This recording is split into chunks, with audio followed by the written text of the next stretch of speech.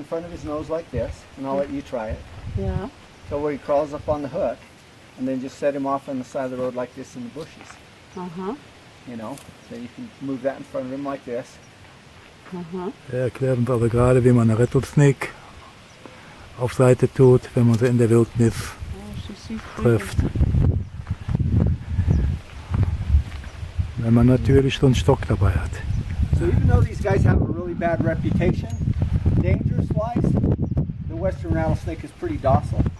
So if I just put him right here by my foot, he's not going to strike at me. Uh-huh. So everybody thinks you see a rattlesnake, you're going to get bit, he's going to bite you, he's going to kill you.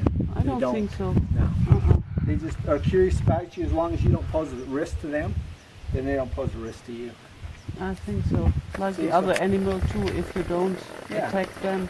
So you move real slow around them, Uh-huh. and you want to get the first part of their body. Yeah. So if you get them at the base of the tail, they're going to kick that hook loose, and they're going to crawl away. You don't want them to fall. Uh-huh.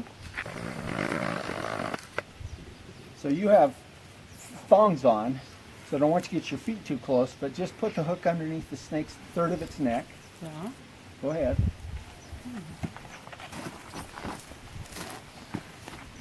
There you go. Now pick up. Up, you're too far back. See, Yeah. you're too far back.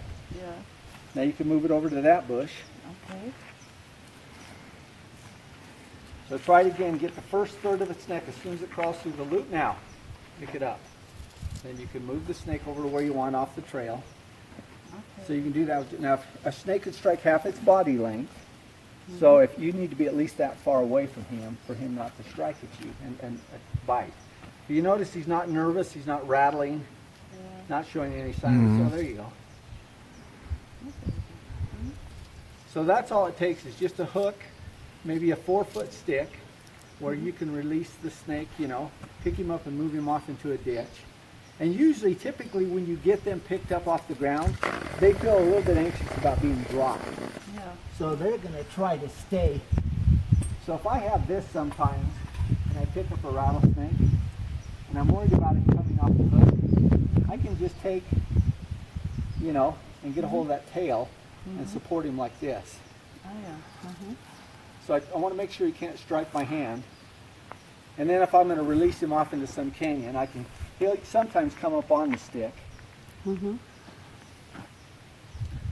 One time I put a snake from the street with my hiking stick, Yeah. and I made it. See, like that?